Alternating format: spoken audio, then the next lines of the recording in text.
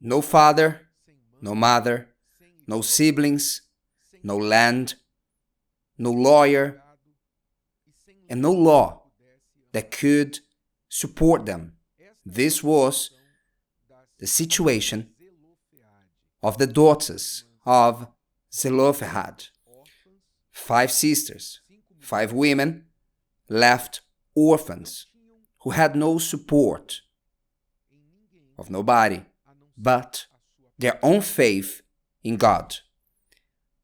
This little known story from the scriptures that you can read on Numbers chapter 27 in the Holy Bible illustrates truths about God's character and the faith's nature, how faith works. These 5 daughters of Zelophehad were left orphans because their father died in the desert. The people of Israel, when they left Egypt, you might know the story, they wandered through the desert for 40 years before entering into the promised land. It was in this period of 40 years that their father died. They had no mother too. And they were orphans. And before entering the promised land, Moses told the people how the law of inheritance would work when people entered the land of Canaan. And these laws involved the head of each family, usually the son, the firstborn of each family, of each tribe, and they would be the heir to receive their plot of land. Then these 5 sisters, who were orphans, who had no parents, no siblings, nobody, they were forgotten by the law per se, because there was nothing that could guarantee them lands when they entered Canaan. So their situation from Egypt will last in the promised land. In Egypt, they had no land. They were slaves. In the promised land, they would not have land too. And they would depend on others, living with others. Only those who lived in the house of others know what is to depend on others, to live in a room in the back of the house or somewhere else in the house. Only those who lived in the house of someone else, they know what the situation of these women was. They left a bad situation to get into a worse situation. Nothing changed. So these women, moved by this feeling of injustice, what did they do? They went directly to Moses to plead their case. And they said, "Our father died, but he was not a man of bad character or a rebel. He died because he was old, in the end of his life. But he was not a bad person. So why should we be forgotten? The name of our father will disappear from the face of the earth, and we will have to live with others. Just because our father didn't have a male child." Then Moses took their case to God, pled their case before God, and God said, "They are right, they are correct. What the daughters of Zelophehad say is right. And I say that not only they will receive the inheritance that they deserve, but every woman from now on who are in this situation will also receive it." Which means, even though everything was against them, by an action of faith, an audacious action of faith, a calling for justice, they touched the righteous heart of God who served justice and changed the law of inheritance to Israel to benefit every other generation. And if you see what is written in Numbers 27, you see that this law of inheritance is applied until today. So this changed history for all future generations, not only of the 5 sisters.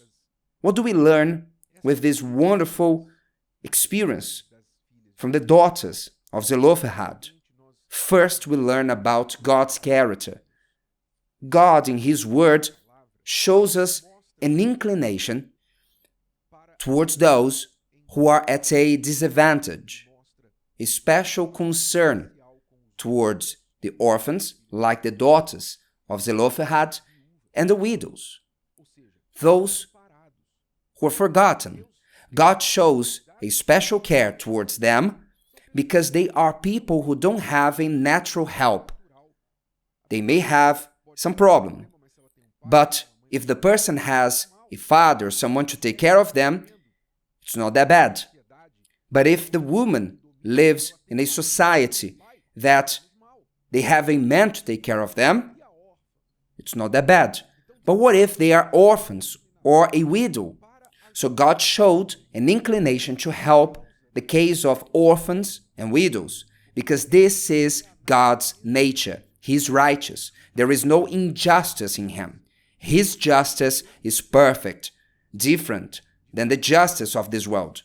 And this is something you must bring within you, because often we who have a limited view of things, we don't understand certain situations that happen to us or in the world.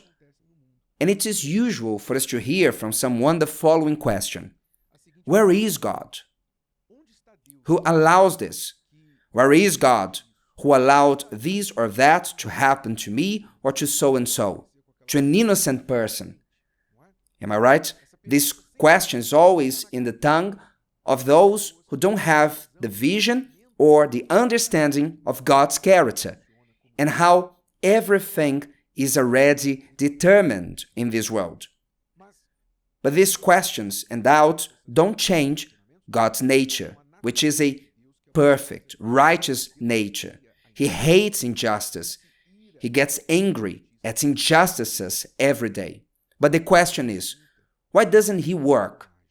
Let's go back to the case of the daughters of Zelophehad. Wasn't God who gave the laws to Moses? This is how you are going to separate the lands when you enter Canaan. Wasn't it God? Was He a lack of memory? Didn't He know that there were 5 sisters who would not fit in those laws, and they would be abandoned as orphans and also by the law? So why didn't He set a law from the beginning that would favor these women? Yes, God allowed this injustice, first, to leave it registered to us, and secondly, God uses injustices to stimulate people's faith. He doesn't cause the injustice, but He stimulates, He uses injustices that can happen in life to provoke faith, the righteous faith, the revolted faith of those who suffered injustice, like the daughters of Zelophehad. So God allows that these, so to speak, abortions of injustice, these unfair acts, the people of faith may rise and through faith may show and leave it registered. The faith is the greatest instrument of justice that there is. That's why it's written, the just shall live by faith. Faith, dear friends, is something that God gives to everyone, the poor, the rich, the black, the white, men, women, children, elderlies. God gives it to everyone. Faith is an instrument that brings democracy to the miracle. He brings democracy to his power through faith, which means those who believe have access to this power. Those who believe can have a miracle in their lives. This is faith. Many complain today, and we hear a lot about social inequality. People say that there's a great inequality, you need to take from the rich and give to the poor. People hope that there will be a law, a governmental program in this world will bring justice to them. And in reality, what happens is that they become a puppet in the hands of politics. There's no justice in this world. But when the person understands that faith is an instrument of faith that they have, so they take action, as the daughters of Zelophehad. They were not crying in a corner or crying to each other. They went directly to the representative of God, Moses, and they spoke with audacity, boldness, and they believed by faith in the character of God, and they used their faith. And even in this world, those who look for men's justice in the courts of this world, they know that the judge will not knock at their door.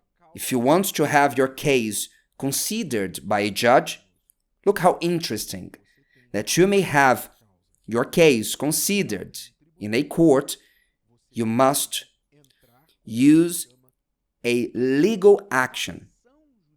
You need to have a legal action, which means your belief in the justice of man must be manifested through an action.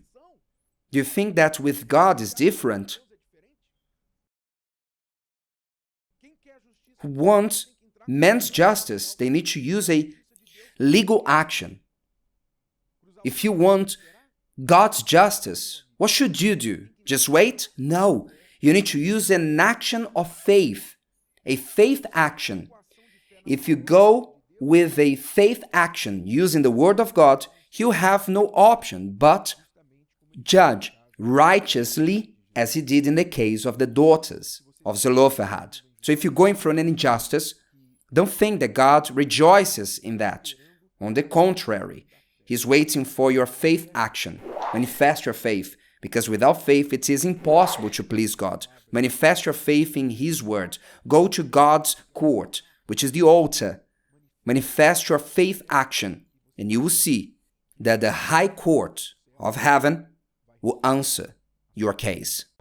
If today's video helped you and you know someone that could benefit from it, share it with them, and if you haven't subscribed to the channel, you may do so now. See you later.